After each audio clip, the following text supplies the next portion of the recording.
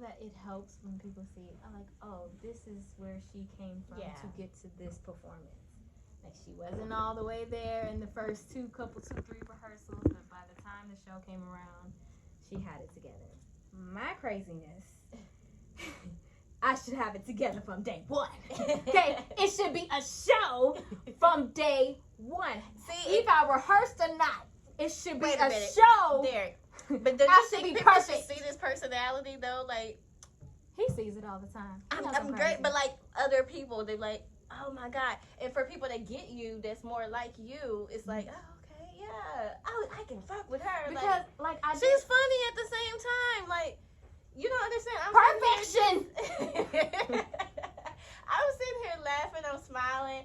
I'm learning more about you, and I'm like, okay, you do a lot to where you need a cameraman just following you around, whether it's your phone or not. You just have your phone. Well, he called me bougie when I had that going on. Oh no, I do it all the time. Well, now it's okay, but I'm just saying back in the day. But no, you have the personality is there, girl. Oh wow. Thank you. I feel like my personality is a butterfly. I'm really chill. I'm actually really chill, and I love to spend lots of time alone. But when I get around people and they have great energy and they bring out, like I always say, I'm a butterfly. I'm in a cocoon, but if you have a great environment and space for me to become a butterfly, I would definitely become a butterfly. Girl, you are not a butterfly. You are a unicorn. That too. Everything. You are a unicorn. That's what they call the gifted people, the unicorns that can do a lot. Unicorns. I do too much, child. And nothing's wrong with that. All I'm saying is just pick that camera up every blue moon, even if it's a few seconds of them, just a minute or two. Yes. Whether you're talking or showing them, look what I'm doing today, or whatever. Yeah. Yeah. I'm working on it because I don't really like my phone. I'll be happy with a beeper, honey. I'll be happy with a beep. Beep, call me, beep, beep, if you want to reach me. Because I don't want my cellular device. Page me. Page, beep, beep. All right, I know you need me. Let me go and get my... What was it, the chirp phone? The chirp phone. Where you at? Yes. Yeah. But I love the advice, and I definitely am taking that in, and every now and then I randomly show myself, I was eating crawfish the other day, and I posted me just eating, dancing, and I'm working on showing more of that side online, so people know that I'm not a robot and just a crazy person who wants to be perfect all the time, which is actually true. But I also have another side. Right. Right. See, Beyonce, she stays in and she don't let the world see who she is. And people still love her. But she did the work to do that, though. Yeah. She did a lot of media coverage and all that in Destiny's Child. And when she first went solo, she did tons of interviews, tons of behind the scenes, tons of vlogging. And they're pulling all of that out to show, no, she has a personality. She does, but she just don't have to do that. Let that woman keep her privacy. Yeah, that's why I want to be private, honey. I'm gonna be off in some island that nobody know where I'm at. That's where I'm gonna be. Private life. It'll be nice. Cause I don't know how people don't feel so vulnerable. Like they be posting their whole life story. I can't post a whole life story. Oh my god. I can just talk a little minute and that's it. Yeah. But they ain't showing everything. They be getting dressed in front on the camera, and I be like, in your broad panties, really? Yeah. Okay, it's a nice outfit. Okay, what was all this for? Just to show me some jewelry? Girl, I have to watch you get dressed, do your hair and makeup just for you to tag somebody about some jewelry. Okay. If you like it, I love it. I love the effort for you. Right. I love the effort for you, honey. But I think you should just give it a little try though. Just every now and then. Yeah. And then they were like, oh, look at her, she's on YouTube or something. And, people be waiting on standby because you get certain type of crowds. So, you'll have people that mess with you on Instagram. Then you'll have people that like you from YouTube and TikTok. TikTok is about to be taken down. I know. I kind of got discouraged a little bit because I was posting I don't really have a big following on there, but I was, posting every day just to try to, build and see what works. I figured it out. TikToks, they like to hear people talk and reveal the truth, things and whatnot. But they also like YouTube in a way where they like how-to videos and stuff, how to create certain things, whether it's how to sing properly or how to make a butterfly necklace and design clothes or whatever. They like how to. Those do get the most views. Yeah, like learning, teaching people things. YouTube, they like that too as well. They also like vlog videos. YouTube people are nosy as hell, but you know, in the comments, they don't pay attention to comments, never do.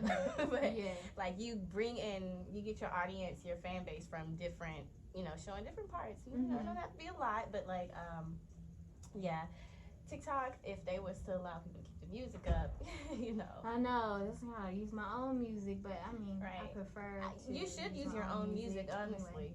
Anyway. Yeah.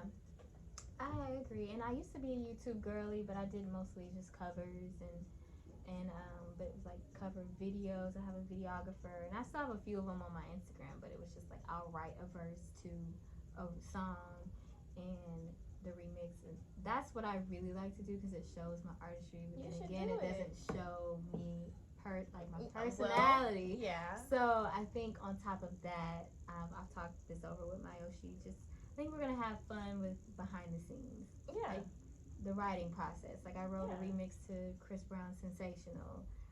I was very nervous doing the video. Oh my God, girl. I was like, well, let me just show them, you know, I'm going to sing it live. Of course, I'm going to record it and do a little video, but just to like show myself writing, I feel so open and so vulnerable. Like, I want y'all to see the final product, not me. Oh God. No, I mean, but behind the scenes is fine. Yeah, that's fine. Like it don't have to be long, like at all. Yeah, I'm getting comfortable with being uncomfortable because slowly but surely I can see myself posting more. I think I did a mental health post of like that's needed recently, just about like why, because I would get into it with Derek all the time about social media. I'm like, I don't know what to post. Like, what do you mean? I'm like, but what I'm posting is not relatable because it's all primmed and polished. I'm like, what am I supposed to post? People are like, well, who you are. What are your hobbies? Like, I don't know. I'm trying to figure that out. Do you like to paint? Do you like to draw? Do you like to interior design? Are you like so the recent post was because I find myself the happiest when I am in my artistry or working on my artistry. Have you ever thought about helping another singer? Or? I did performance coaching up once. I love it if the artist loves it as much as I love it. If they don't love it as much as I love it, even if I'm getting money, I don't want to coach you. I get you. You get what I'm saying? Like, why do I care more than you? So yeah, so basically I learned that, or I realized I'm not I realized that like me outside of music doesn't really exist because I made my whole life about music and art and my artistry and getting better and conditioning and vocals and dance, and you know, I made my whole life about that. So I forgot about me as a person, and I came to that realization yesterday because I was like, oh, I'll just post this video of me doing ballet. And then I realized that ballet is tied to what I do to condition, to artistry. Yeah. But that doesn't show my personality. And I was like, and I don't know, it just all clicked to me. Like, I'm showing things, which is not a bad thing because I'm still going to show the process of me, how I prepare for shows. I feel like that's important for people to see. But outside of that, what do I do? So, I had to like rediscover myself. I love basketball, so I'll go hoop sometimes, you know, with my best friend. I love my god baby. It's just all rediscovering myself again. I feel like I know what I love, but it's just like I haven't done it in so long. Yeah. It's just, I could like more things now, but I don't know until I go out and discover, and you know what I'm saying? So that's what people are going to relate to. Work. Yes. But people will relate to what I do outside of that more than my work. Nobody's going to rehearse for 2, 3, 4, 5 hours straight and relate to that. I don't think the majority of the world is going to relate to being obsessed with your work like that. No, but like, I think that's what I said. You have different groups of people. Like even if Yeah. you're recording, just rehearsing, 2 to 3 minutes of that, put it on YouTube, just post it to your story or something, just a little promotion, and bam, you get views from people that are like you. Like even if you're just walking your dog, dog lovers. Yeah. Meet my dog Saucy, and then here comes the dog lovers. Oh my gosh, you get what I'm saying? Like you get different people coming from that like different things. So like yeah, I think that's what I'm trying to find is outside of rehearsing and artistry. Because I would watch it like to me. What else? I need to figure out what else to post besides that. Because I'm still gonna post that, but outside of that, like I used to post little videos of me shooting around basketball. Okay, cool. People who love basketball can relate to that. I don't know. It's just I'm finding more things to post. Even with basketball, they're gonna look and be like, "Oh my God, she can play. She can hoop." Yeah. Yeah, and they're gonna be like, "Oh my God," And it's. I got this. I could do this, y'all. I promise. Give me some time. Give me a little. Be patient with me. I'ma just outside of artistry. Yeah, I feel like I think the you world just in the can thought relate. of it. Yeah, you can relate to me. I promise. I'm not a robot. Oh, you're not no robot. Please. I'm sitting here talking about what else can you do with this personality? Because you got it. Oh, an act. I really want to act. I'm gonna get into acting for sure. That'll be fun. I can see it. Because you are just like, I swear, you have a personality. Like, people need to see you. I'm just a firecracker girl. And like, I feel like if you was to do acting, you know how to turn it off, turn it on, and yeah. In a healthy way now, yes, ma'am. She's saying in a healthy way. Before it'd be like I'd have to be all the way up here to bring it back down. Girl, I'm telling you. What type of roles would you do? Like, I would do. I think romantic comedy would be fun. I also want to do something serious too. I would love to do a biopic of like Lena Horne or something. Like I think that would be really fun. A little sad though because of how she passed, but yeah. I would like to do a biopic of someone who is very historic in Black culture and Black artists who came before me. So I've always looked at. I don't feel like I look a lot like her, but it would be fun to play like Lena Horne or something. Girl, all you have to do is you know how to act. Better, like when they did for Bob Marley, I was so mad about that movie. They picked I didn't see terrible it, actor. Oh, really? I mean, they handpicked him. I didn't like him as Bob Marley. He said he couldn't play no instrument or nothing. That's what he said as the actor. He said he couldn't play an instrument. But him as the Bob Marley, no, they could have chose someone else. It wasn't that good. I'm sorry to hear that. I've seen some people crying over it after the movie just because of the way he died. But as far as the actor, no, not him. Oh. Have you ever thought about doing like short films or? I haven't, but I'm open to it. I think it'll be fun. Anything that's like I think those are cool. Not too emotionally taxing.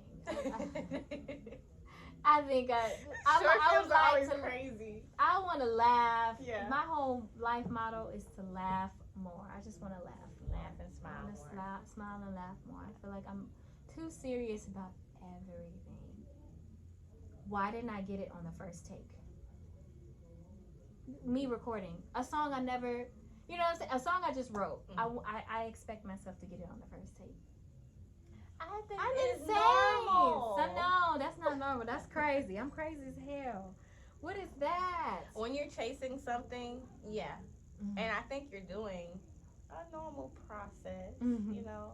I think you're overthinking it when you're being a little hard on yourself. And it's okay to be hard on yourself at times because we are our worst critics at the same time. But on the outside looking in, we don't see that part of you struggling to grasp that. All I see is like, oh, she's doing good, you know. You know, she has a beautiful voice. She's girly. She can it's like two parts of you because I can see like a girly part. I can see a tomboy part, relaxed part. I'm chill, you know. Yes. So it's like different crazy, layers to sexy, cool. Yes, that's me. funny. My name is like on Instagram, crazy, sexy, bougie. Ah, I'm bougie too. I do not be touching doorknobs and all that, girl. What is that? Sanitize that down Please, before I come over here, please. Thank you. I get it. But yeah, it's like from the outside looking in, you look good. Like, yeah. Yes, I think I'll be overthinking a lot. And that's I'm in my head a lot. You live in your head. Yeah, because I used to not live in my head. I used to just whatever my obsession is, that was the only thing that lived in my head. And then I started therapy and started doing a lot of digging of why my emotions were tied to different like situations, or why I would react to certain things. Just my overall behavior as a human being. I did a lot of digging with her, and so I became somewhat obsessed with like how I operate and how my brain operates. And so now I understand why certain things may trigger me. Yeah. But now that I understand that, I'm able to react in a more respectable way, rather than just being super passionate and just raging. Yeah.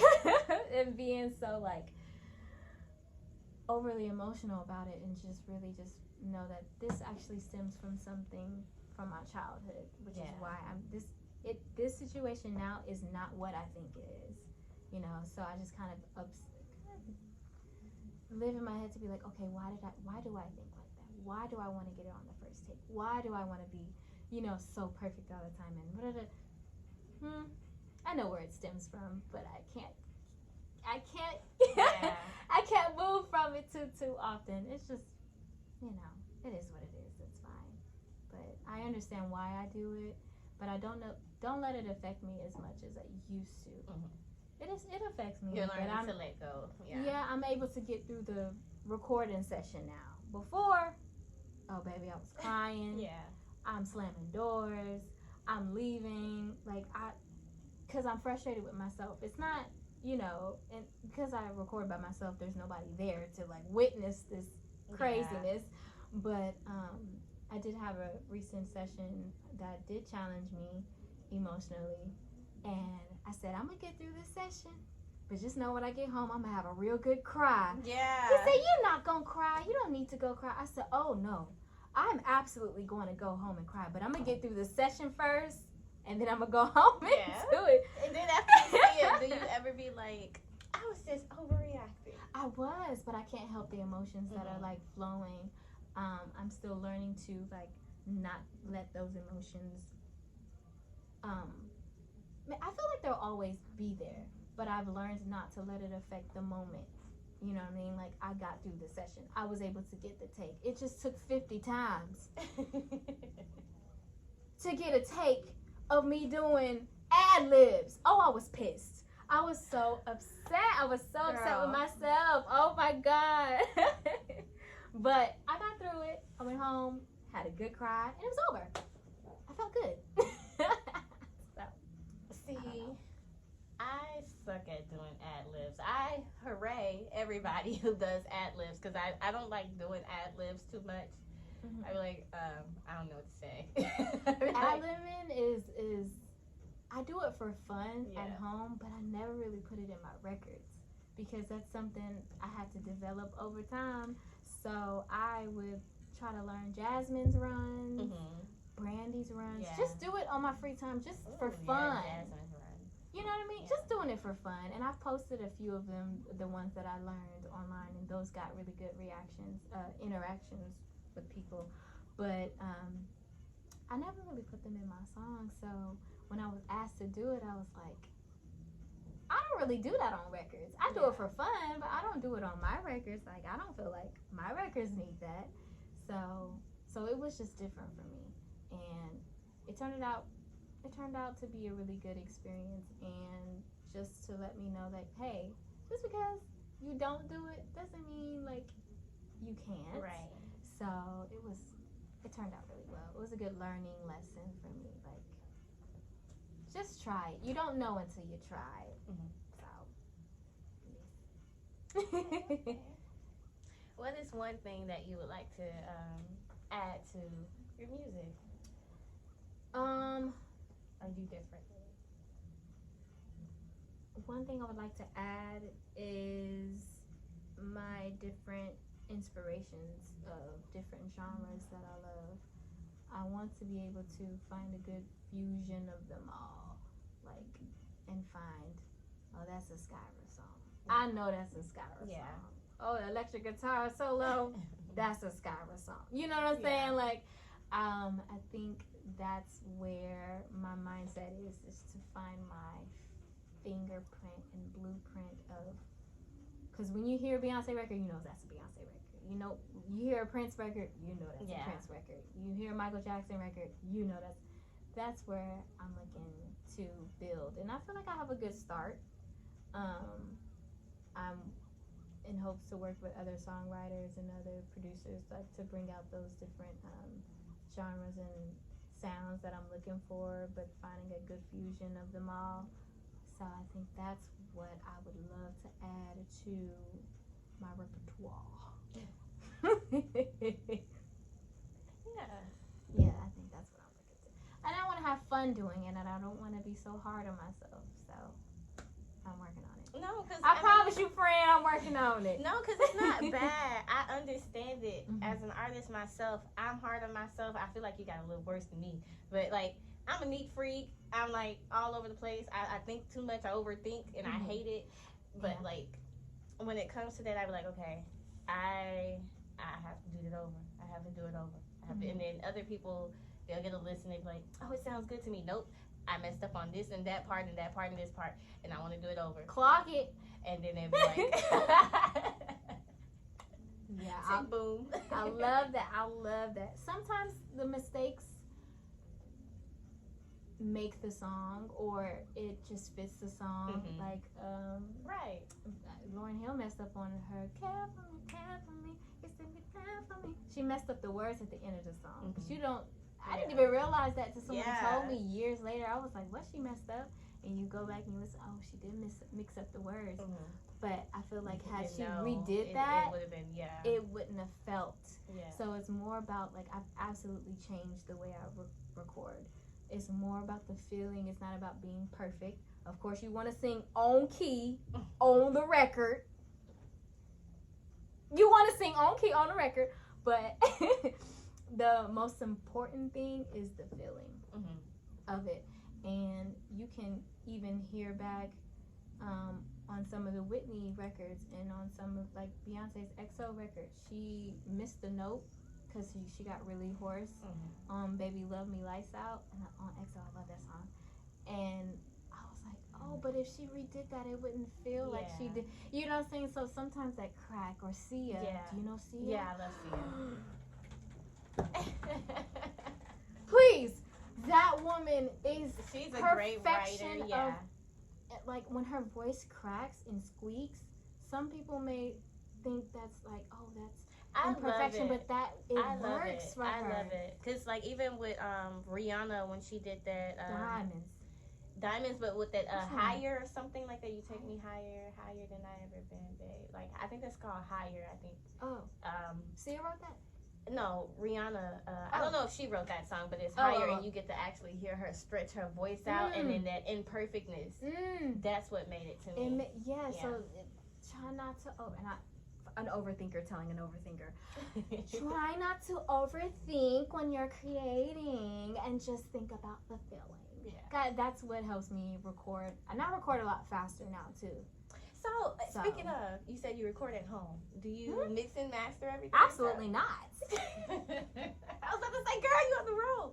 Listen, I feel like I always paid someone to mix and master because I wanted to focus on the performance aspect of being an artist. And that's recording, and that's performing live, And so if I am spending hours on mixing and mastering, my mind is like, that's taken away from your rehearsing. I gotcha. That's just me. I feel like I should have learned, and because it'll be easier. Because I send off raw vocals, and I know the industry hates raw vocals. I don't care. I love raw vocals because you can really hear the feeling and like where my voice is, and like because if it don't sound good unmixed, maybe it's not a hit. It's not a good song. That's just to me. If it don't sound good unmixed, it ain't gonna. Mixing it just gonna make it sound a little better, but it ain't the song. So that's just my rule. But I feel like I should have learned a little bit, but I didn't want it to take away from me polishing myself as an artist performance wise, because I was not recording very fast. It would take me all day to do one song. That is not a good return of investment, darling. Now, it's okay for some records require multiple days of recording. Yeah. That's fine. Those heartfelt, really vocal, like, performance songs, it's okay for those to take a couple of days. It takes time. I get it. But for the fun, little cute little records and not the songs that don't require too much and it's just more of a feeling, that shouldn't take me all day. So I wanted to figure out how to record faster. What about songs that's like really triggering your emotions? Like, oh, those take all day. Yeah. I was gonna say, cause like I know when I'm really deep into a song and I'm like, okay, this is triggering to make you cry and all that stuff like that. Like, I just started to like open up vulnerable wise in music to talk about more heartfelt things, because I like to talk about like love and like fun, and so and it's not the recording that takes all day, it's the emotion. I have to get myself out of that emotion. I just recorded a song called Choosing. Now it didn't take me long to write or record it, but it took me a while to get out of that emotion because I knew what events transpired for that song to become what it was. So it took me maybe to write and record that song maybe 2.5 hours, but it took me all day to just get out of that mindset, like you're not there anymore, it's okay. Like I had to talk myself out of like you're not reliving that moment anymore. You've grown past it. You're a stronger person now. It's more emotionally taxing than anything to record those records. So, but that was like my first one. So I feel like as I keep doing songs like that, it shouldn't take me that long to get out of it. Next song, girl. Right. You don't got time for to be all up in your feelings. Do that at home. Okay. Oh, I was at home. But you know what I mean? But you know what I mean? It gotta keep pushing forward. Gotta keep creating. Definitely don't want to force anything, but you don't want to sit in those emotions too long. You made it through. Yeah. It's a new day. So.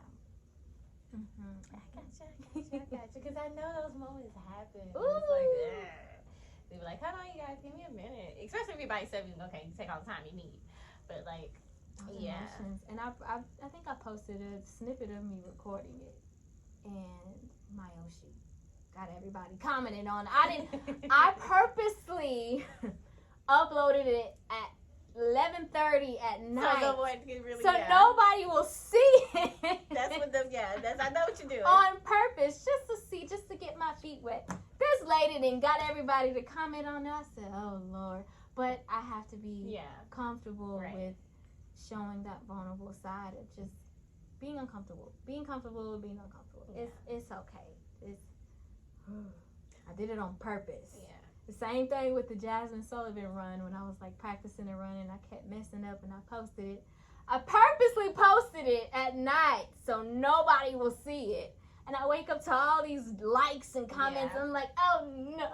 What happened? I just went to sleep. I wanted 2 comments and 4 likes. That's what I wanted. I didn't really want people to really see it. I did it. I posted it so I can get used to posting things. But that's not perfect. Well. You think I'm crazy, don't you? No, I don't. That's all right. I love it. Cause I feel like you get me, I get you. You know. Because I love that you're able to, you know, when you're creating, even if people are like, oh, that's great, that's a great take, you're like, no, I could do better. Because, you know, maybe the feeling was there, but you knowing you can do better, keep it, I'll do it. I know that it